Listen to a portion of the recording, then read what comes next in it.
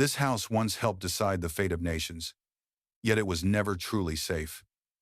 This is Waddesdon Manor, a French-style palace on English soil, not built for a king, but for a banking family. People come here to admire the beauty.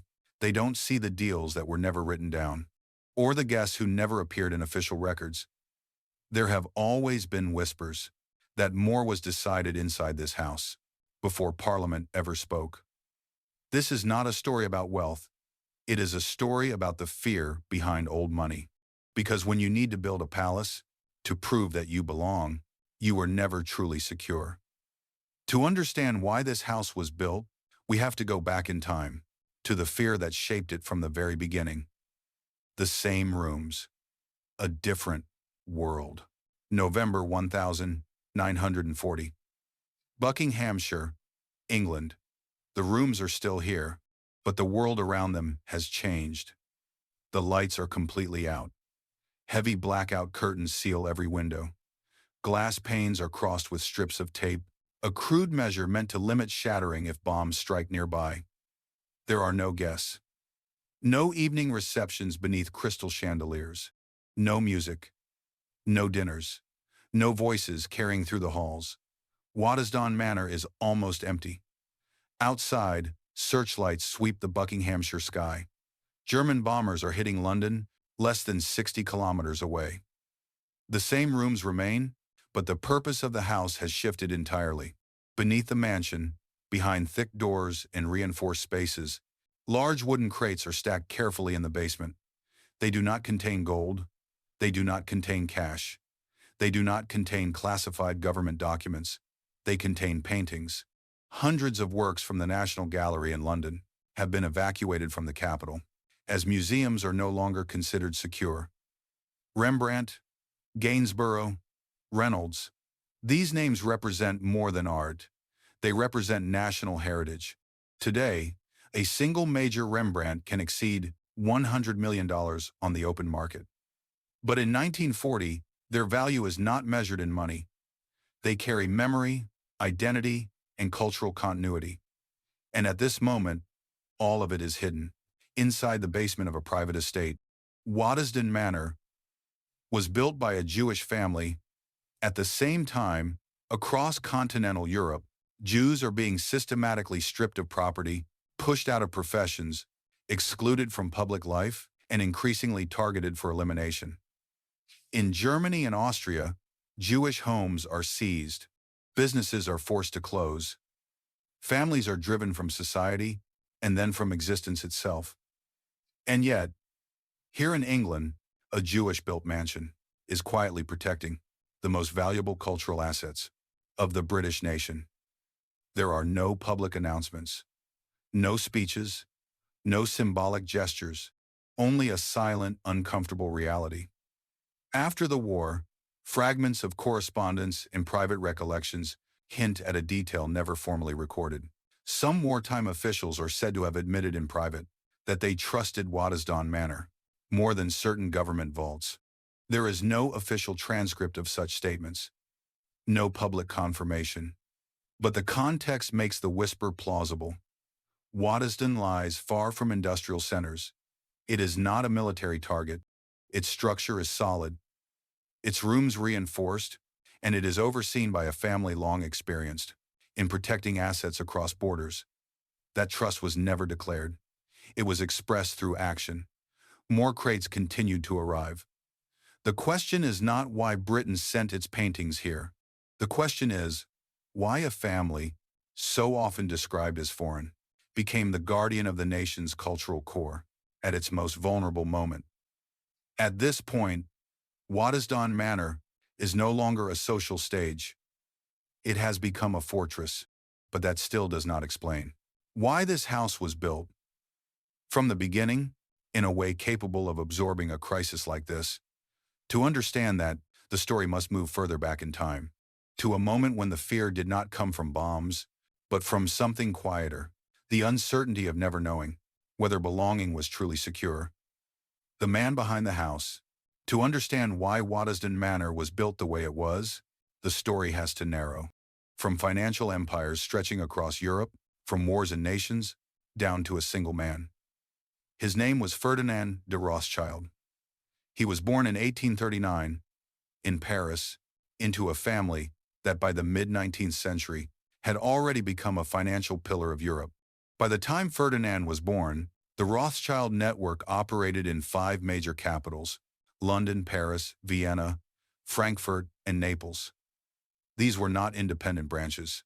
They functioned as a single system, bound by blood ties, encrypted correspondence, and a private courier network, faster than most government diplomatic channels.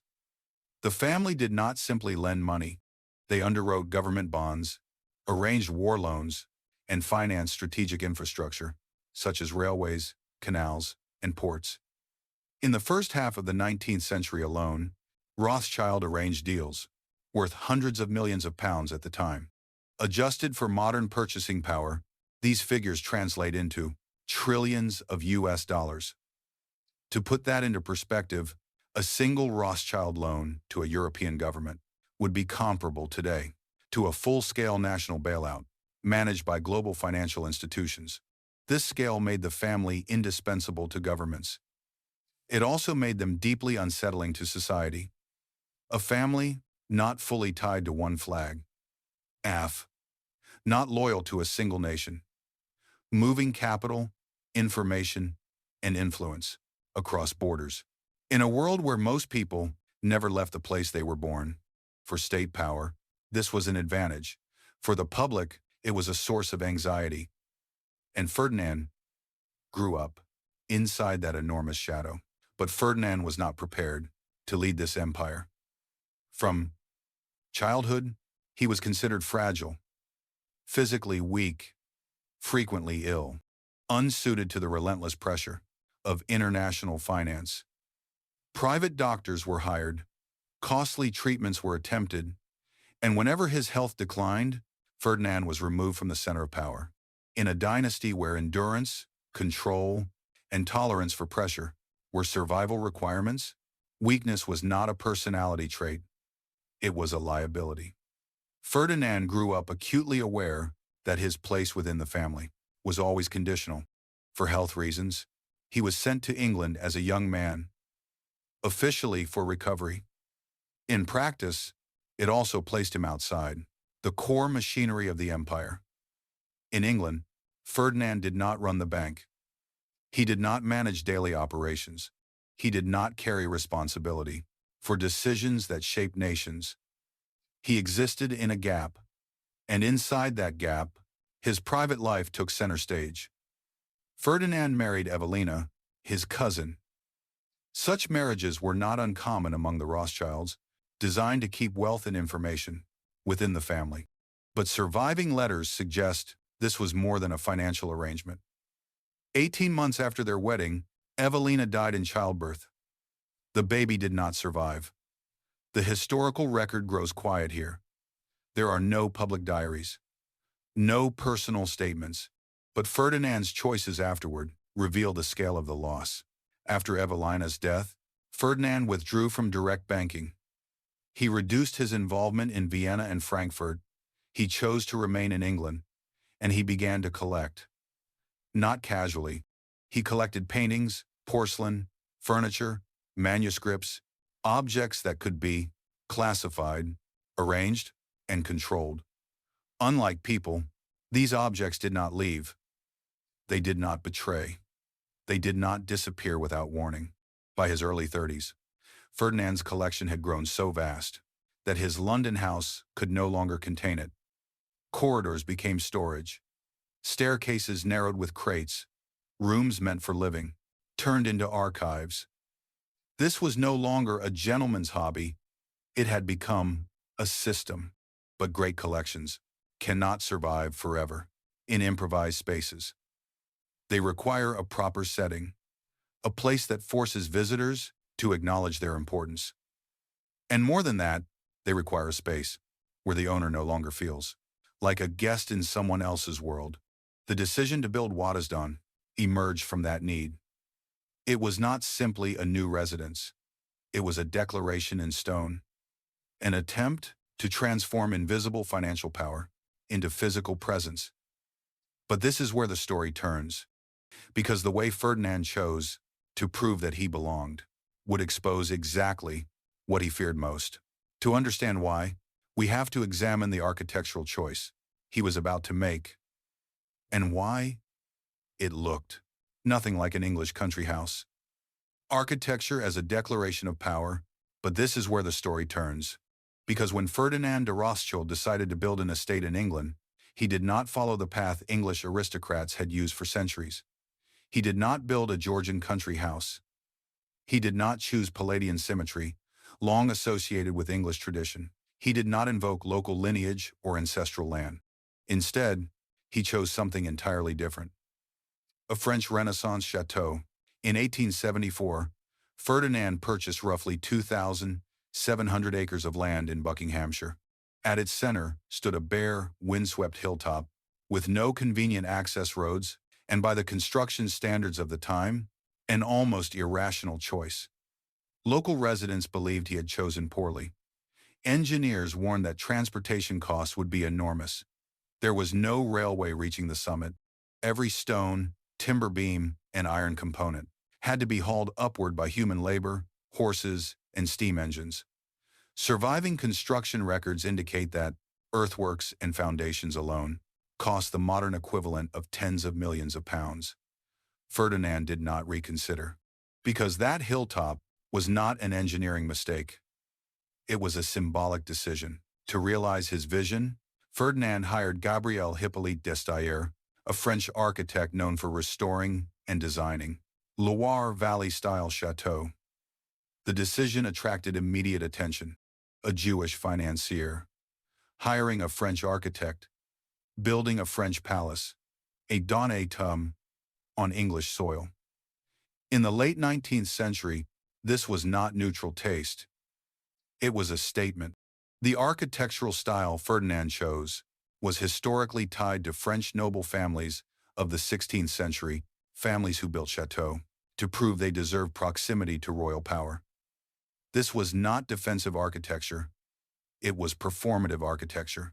It said that the owner understood European culture deeply, understood art, history, and protocol, and possessed the resources to recreate all of it, anywhere he chose.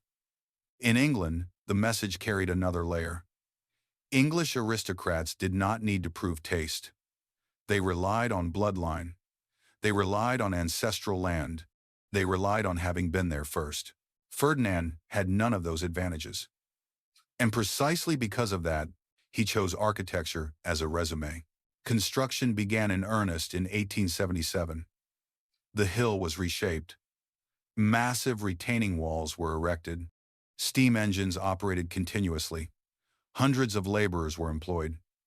Stone was transported from Bath. Roofing slate arrived from Wales. Carvers were brought in from France. All of it served a single purpose: to create one image on the horizon. A chateau rising above the landscape. The approach road to Waddesdon was not designed for speed. It curves. Each turn was calculated to reveal the house in stages. Guests arriving by carriage did not see the entire structure at once. First the tower, then a wing, then the full façade opening into view. This was not transportation. It was theater. Inside, every element continued to serve the same goal. A. High ceilings, large French-style windows, far bigger than English standards of the time. Light carefully directed to illuminate paintings, porcelain, tapestries, and furniture. Waddesdon had electric lighting. When many English estates still relied on gas, it had central heating. It had hot running water in guest rooms. By late 19th century standards, this was extreme luxury. Ferdinand did not merely match the English aristocracy. He surpassed them in the very domains they prized. But this is where the social contradiction emerged. English aristocrats visited. They admired the craftsmanship, they praised the refinement, and then they left, and described it as a foreign house. In satirical newspapers, caricatures appeared. Rothschild figures were drawn with exaggerated features, surrounded by money and palaces. The message was indirect but unmistakable. Money could buy stone, it could buy art, but it could not buy lineage. Ferdinand understood this, and he did not retreat. He escalated. By 1889, after 15 years of construction, Waddesdon Manor was complete. Modern estimates place the total cost at the equivalent of hundreds of millions of pounds today. This was no longer a house. It was a challenge. A question posed to British society: if taste was flawless, if financial power was undeniable, if royalty itself crossed this threshold, then what remained? To justify exclusion? That question did not receive an immediate answer. And just as Waddesdon reached its visual peak, something else began to take shape beneath it. A structure most guests never saw. And that is where the story turns darker. The world below. Whoa. But this is where the story begins to darken. Because a house like Waddesdon cannot function on art and light alone. Beneath the gilded ceilings, beneath the ballrooms and libraries, there existed another world. A world most guests were never meant to see. By the late 1882, when Waddesdon was fully operational, the house required more than 100 servants to function on a daily basis. This included the butler and under-butlers, chefs and kitchen staff, housemaids, footmen, bootboys, grooms, gardeners, and at the very bottom of the hierarchy, scullery maids and hallboys, many of them only 13 to 15 years old. These numbers were not unusual for a great estate, but at Waddesdon, the scale and degree of control were pushed to near absolute levels. The entire house was designed to keep the two worlds apart. Separate staircases for servants, hidden corridors running beneath the floors, service entrances completely detached from the routes used by the family and their guests. Even sound was carefully managed. A network of pull bells was installed throughout the principal rooms. Each room had its own signal. Servants could identify where they were needed by sound alone. No delay, no mistakes, no consider work in Topsin Jun, one setter working in Tinsha 7. No direct eye contact with guests, unless specifically instructed. A day at Waddesdon began at 4 in the morning. Fires were lit in the kitchens. Water was heated for the entire house. Stone floors were scrubbed before dawn. Breakfast appeared for guests, as if by instinct, but behind it stood dozens of hours of labor that were never acknowledged. According to surviving wage books, the head butler earned roughly £80 per year, including room and board. A housemaid earned between £25 and £30. A scullery maid earned as little as £12 per year. For comparison, a single painting purchased by Ferdinand in the same period cost more than the entire annual wage bill of the household staff. No one carved that into the walls. But the numbers remain. On the surface, the Rothschilds were considered better employers than many aristocratic families.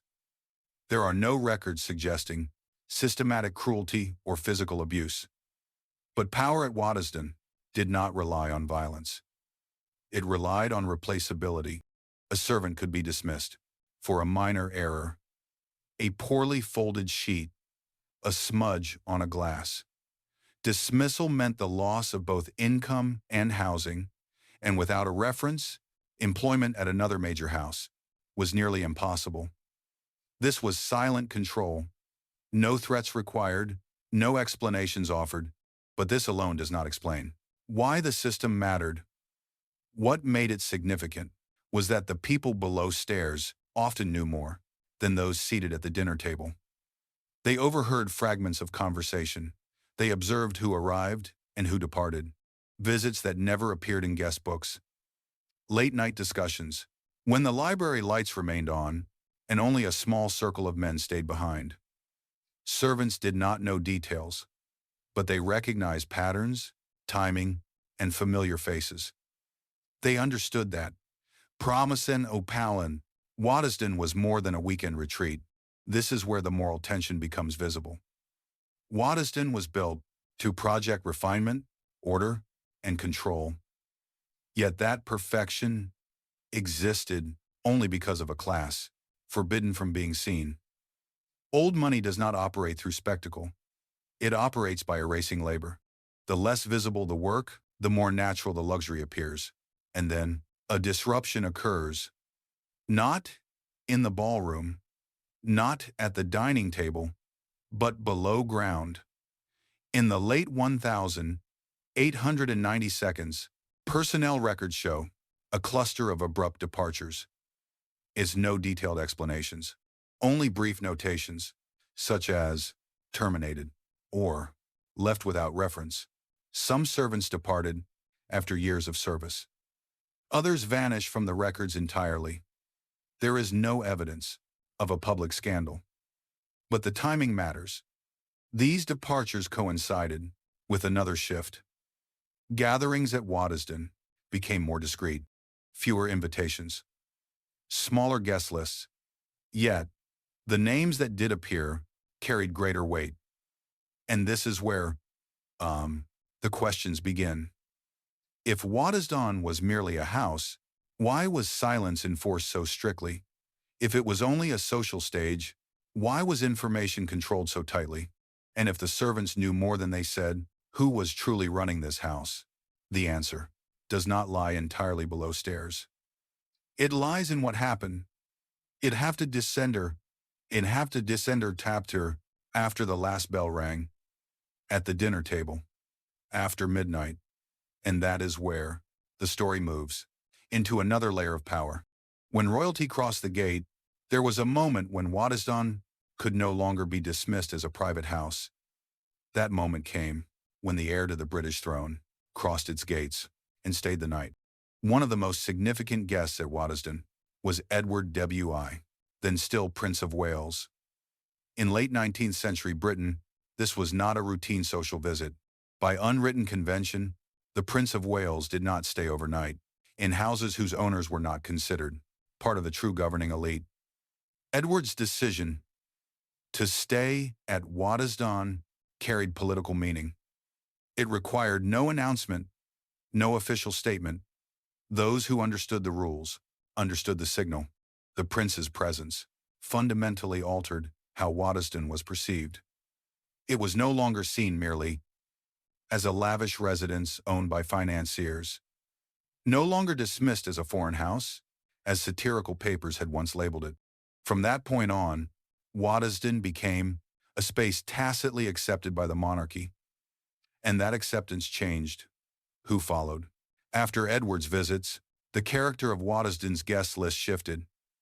Not larger in number, but heavier in political weight. Serving cabinet ministers, senior figures from the colonial office, high-ranking diplomats, handling matters not yet ready for public disclosure. They did not come for spectacle. They came because someone of ultimate authority had already crossed that threshold. These meetings left no formal record. There were no agendas, no minutes, no official secretaries. That absence did not make them harmless. In private memoirs and correspondence from the period, brief references appear without explanation. An evening in Buckinghamshire, a conversation after dinner, an understanding reached before any announcement. No details are provided. No direct claims are made.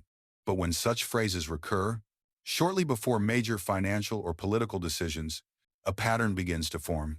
From this pattern, a persistent rumor emerged. Never formally confirmed, never conclusively denied, that certain financial and political directions were softened at Waddesdon before entering official channels. That no decisions were signed there. 17H, but many decisions became easier after the right people had spoken privately. This was not an accusation. It was structural suspicion. The social contradiction became clear. Britain defined itself as a nation governed by parliament, procedure, and public accountability. Yet part of its influence appeared to operate in private spaces beyond direct public scrutiny. Waddesdon held no official authority, but it could shape the atmosphere in which authority was exercised. This was what made the house sensitive, not because of anything proven, but because of what could not be documented, yet remained logically persuasive. Once royalty had crossed the gate, No conversation held there could remain merely private. From that point forward, Waddesdon attracted not only guests, but scrutiny. Satirical newspapers increased their focus on the Rothschild name. Caricatures began linking money, power, and private gatherings within a single frame. There was no scandal yet, but the terrain of suspicion had been prepared. And in a Europe moving steadily toward instability, spaces once considered neutral would soon be forced to take sides. When war arrived, ambiguous power would no longer be tolerated, and Waddesdon would no longer be allowed to remain just a house. When war no longer allowed neutrality, the turning point came in August 1914. Europe did not drift quietly into crisis. It fractured. Treaties collapsed. Borders closed. Financial networks that once operated across nations were suddenly severed by enemy lines. For families whose power depended on cross-border trust, this was not merely a political problem. It was a matter of survival. When the First World War began, the Rothschild family no longer functioned as a single unit. Its branches were embedded in opposing nations: London, Paris, Vienna, Frankfurt. Each branch was tied to a government that now regarded the others as enemies. The same family name appeared on both sides of the battlefield. But that alone did not capture the full danger. Modern war demanded enormous resources. The British government quickly faced expenditures exceeding hundreds of millions of pounds, a scale unprecedented at the time.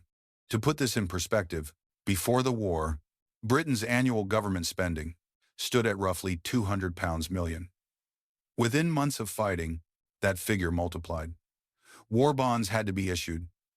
Credit had to be stabilized. Markets had to be reassured. Financial confidence became a weapon of war.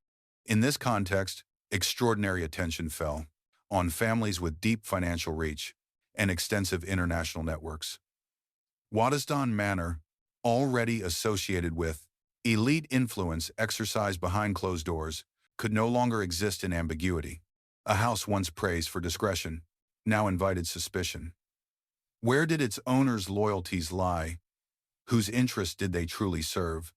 And could a family spanning enemy nations be trusted in wartime? Scrutiny intensified. In parliamentary debates, Waddesdon was not named directly, but the language shifted. Phrases such as foreign influence, international finance, and private networks beyond oversight appeared with increasing frequency. The target was rarely explicit. The implication was widely understood. At the same time, the Rothschilds were confronted with an impossible demand.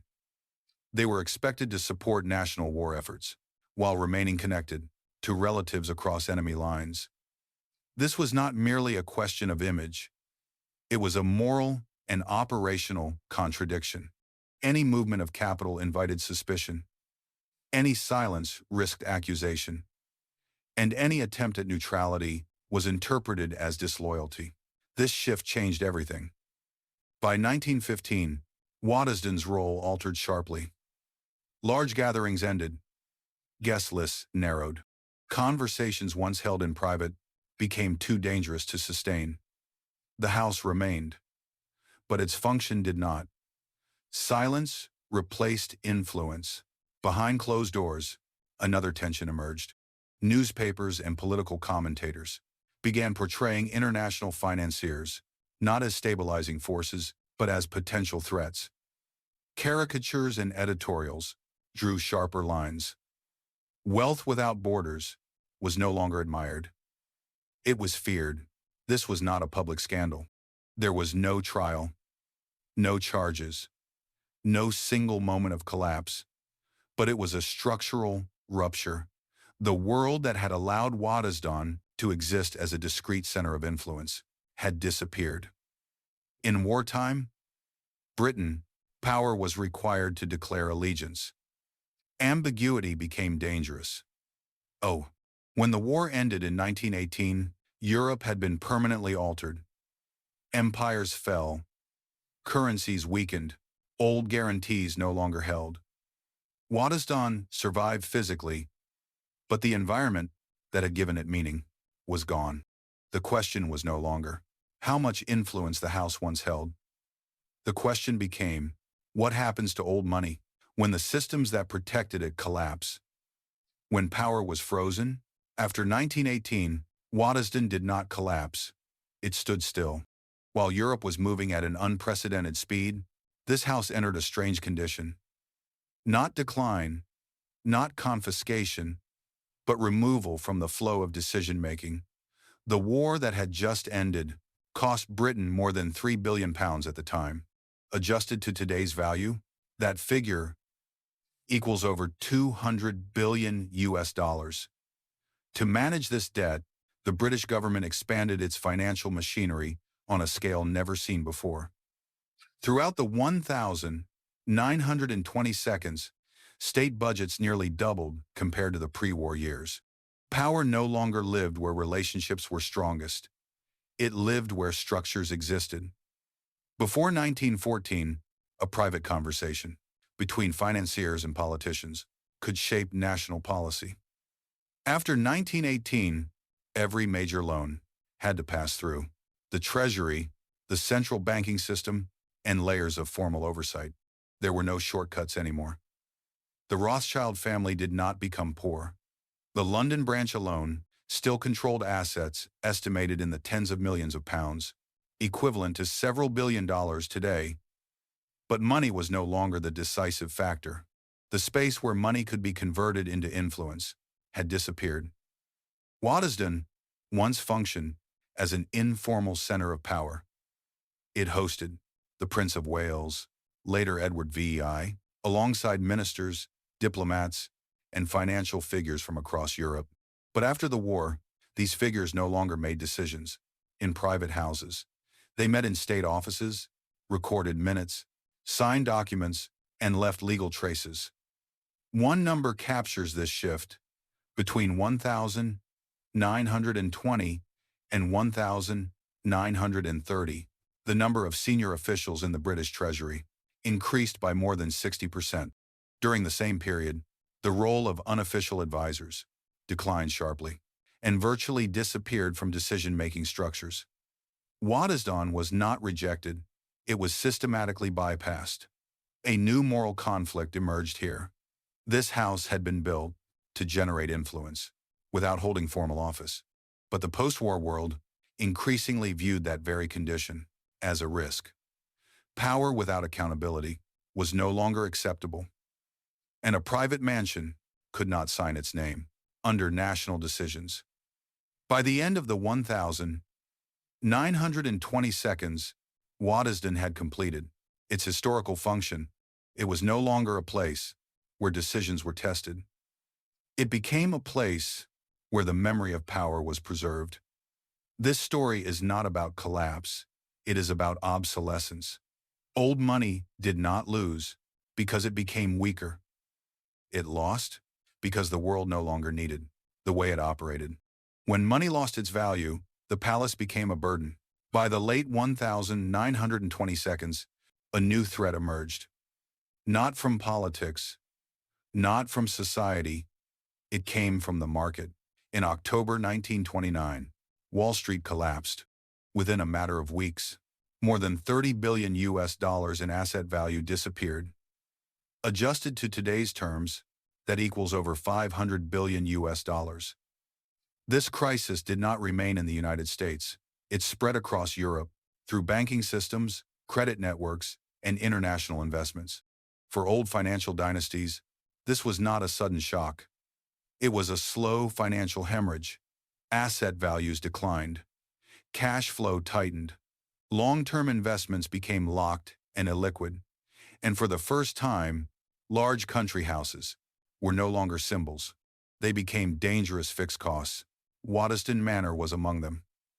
Maintaining a property of nearly 5,000 square meters with hundreds of rooms, a large staff, formal gardens, greenhouses, and conservation-level art maintenance cost tens of thousands of pounds per year, equivalent to several million US dollars today. In stable times, this was manageable. In a global depression, it became a survival question. A moral conflict emerged. Waddesdon had been built to demonstrate permanence. Now, It demanded a level of consumption, increasingly out of step with the society beyond its gates. While unemployment in Britain, it's not a good or heaven, rose above 20% in the early 1930s, the upkeep of a lavish private palace began to attract a different kind of attention. Not hatred, but intolerance. This is where the story turns. The Rothschild family did not collapse, but they were forced to reassess their entire asset structure. What once represented strength now required reclassification. What generated value, what merely consumed it, and Waddesdon stood precisely on that line.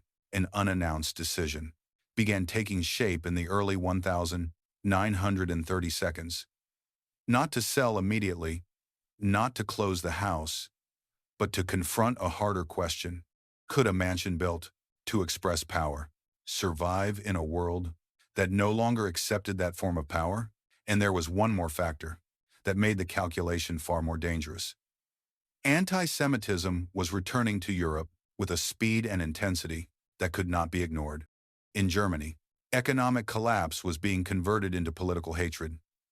Large financial names began appearing in speeches and pamphlets. Rothschild was one of them. At this moment, Waddesdon was no longer just an expensive asset. It had become a high-visibility symbol, a vast house on a hill, a name tied to international finance, at a time when wealth was no longer admired, but suspected. The question was no longer whether Waddesdon should be kept. The question was how to keep it without turning it into a burden, financially, socially, and in terms of security. This was no longer an architectural story. It was a problem of survival. And this was still not the final secret, because only a few years later, another decision would completely redefine Waddesdon's fate, not driven by markets, not imposed by government, but by war. When the lights went out and power disappeared, September 1939, war breaks out across Europe, and within days, Waddesdon Manor enters a completely different state of existence. Not through an announcement, but through orders. All lights are switched off. Windows are covered with blackout curtains. Glass is taped in X shapes to reduce blast damage. A palace built to be seen is now forced to learn how to disappear. At this point, the head of the Rothschild family in Britain is James de Rothschild.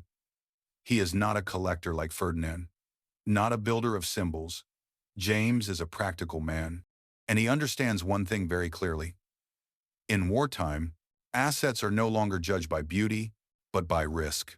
Waddesdon sits on a high hill, visible from a distance. In military terms, that makes it a recognition point. No one says this publicly, but early air defense assessments regularly flagged large, isolated structures as strategic liabilities. Then, a special request arrives.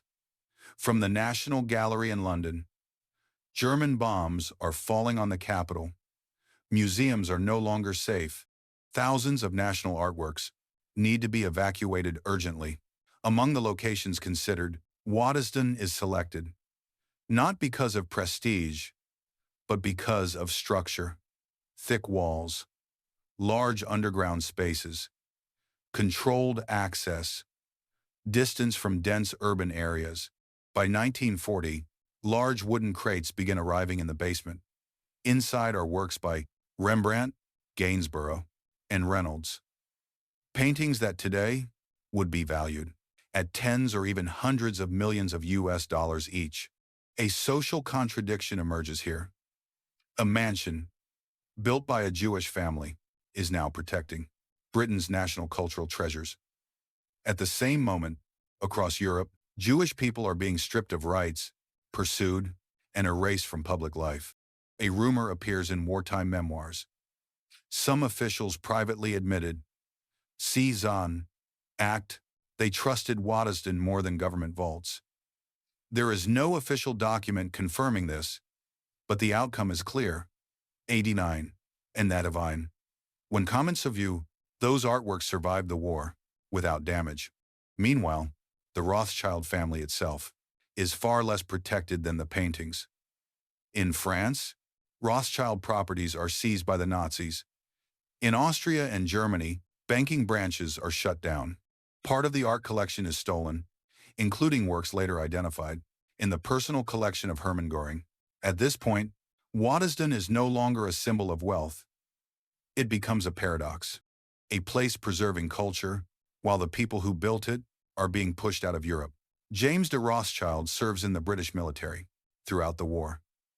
His family publicly aligns with Britain, but none of this guarantees Waddesdon's future once the war ends. As the war draws to a close in 1945, the crates are opened. The paintings return to London. Waddesdon's mission is complete. But a larger question follows immediately. A house built to display power, then frozen by economics, then hidden by war.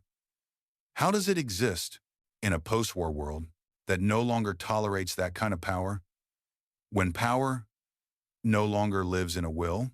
In 1945, the war in Europe ended. Waddesdon Manor was still standing. It had not been bombed. It had not been occupied. It had not collapsed into ruins like so many other great estates. But the greatest threat to Waddesdon no longer came from war, it came from the post-war world. To understand why, we need to step back. In 1898, Ferdinand de Rothschild died at the age of 58. He had no children.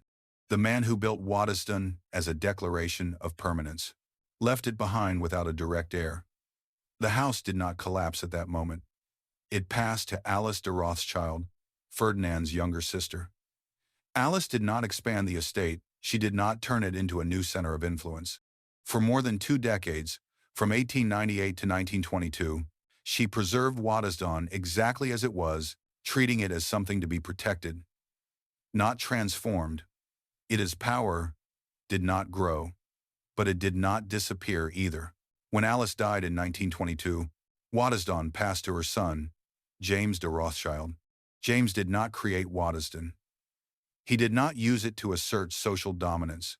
His role was custodial, to keep the house alive in a century that was changing rapidly. James watched the old structures of power erode. The financial crash of 1929, rising property and inheritance taxes, the return of anti-Semitism across Europe, and finally, the outbreak of war in 1939. During those years, Waddesdon was no longer a tool of influence. It became an asset that needed to be hidden and protected. After 1945, a new pressure emerged.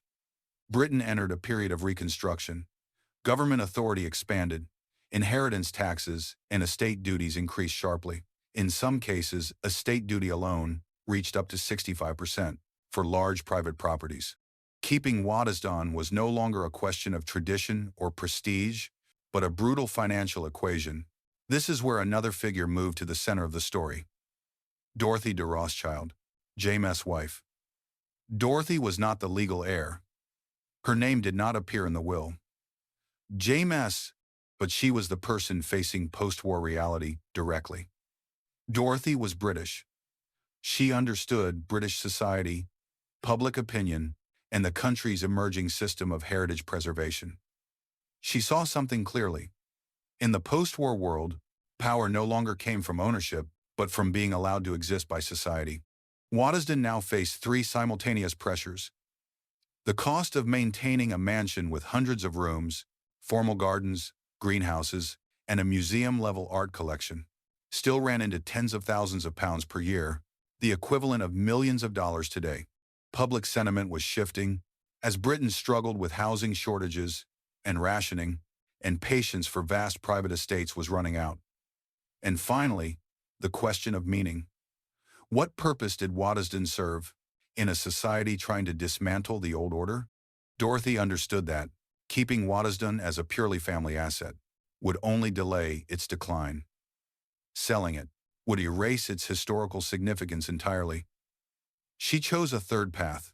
In the late 1942s, Dorothy began working with the National Trust. The National Trust is Britain's heritage organization responsible for preserving historically significant sites for public access.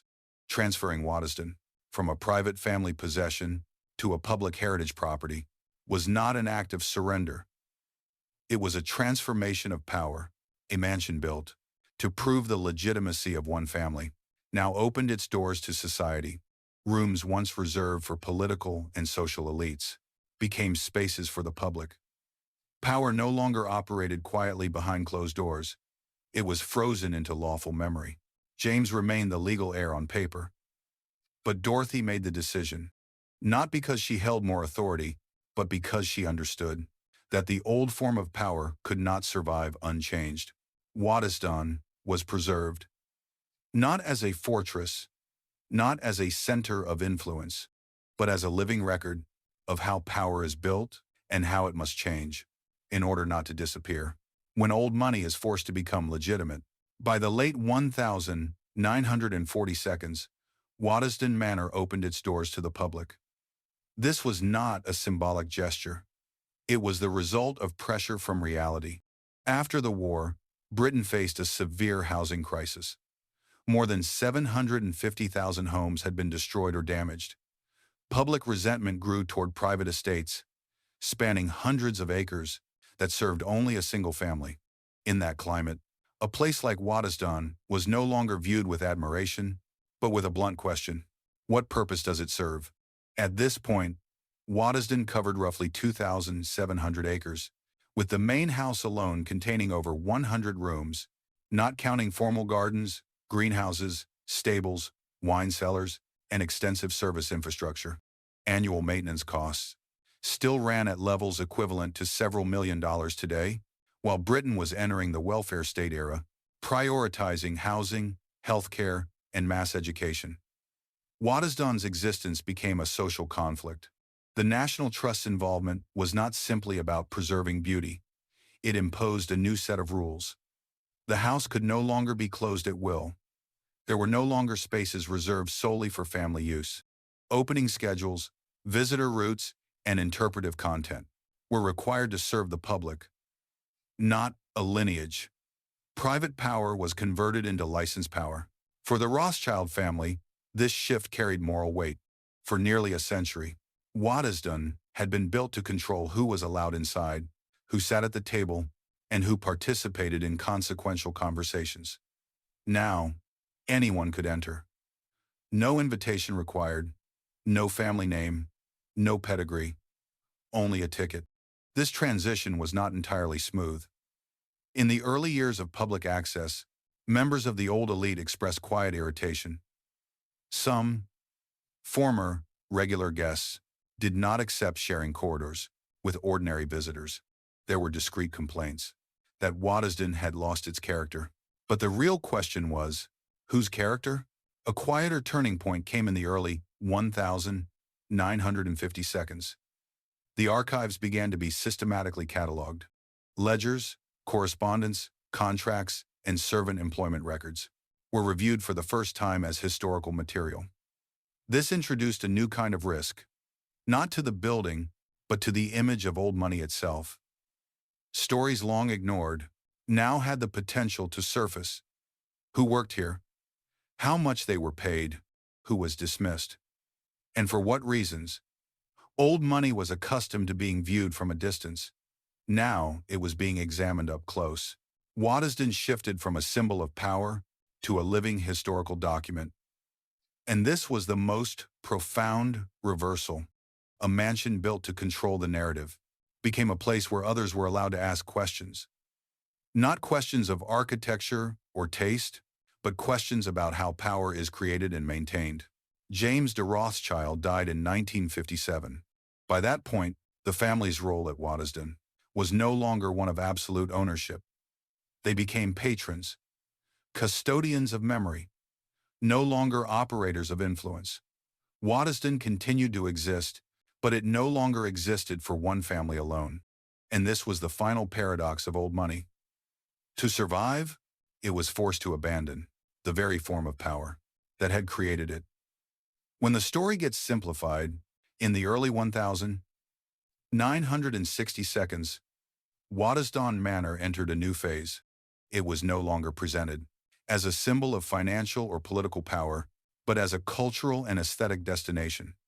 Promotional materials focused on French architecture, Versailles-style gardens, 18th-century porcelain, paintings, and interiors. The reason the house existed quietly disappeared from the main narrative. Visitor numbers rose quickly. By the late 1960s, Waddesdon welcomed over 200,000 visitors per year, a remarkable figure for an estate outside London. The house began to be seen as a beautiful image of old money. This is where the tension emerged. To appeal to a mass audience, the story had to be simplified. The comfortable parts were kept. The uncomfortable parts were left out. Servant records did not appear on the main tours. Documents about dismissals and labor hierarchy remained in the archives. The Rothschild role in wartime finance was considered too sensitive for visitor-facing narratives. Nothing was false, but much was left unsaid. In the late 1970s, an internal conflict surfaced. A group of younger curators and historians asked, was Waddesdon an art museum or evidence of a power system? If only the beautiful story was told, was old money being made to look harmless? This was not a public scandal. No headlines, no press coverage. But inside the institution, the narrative began to fracture. The outcome was a compromise. Waddesdon did not rewrite its entire story, but it began to add secondary layers.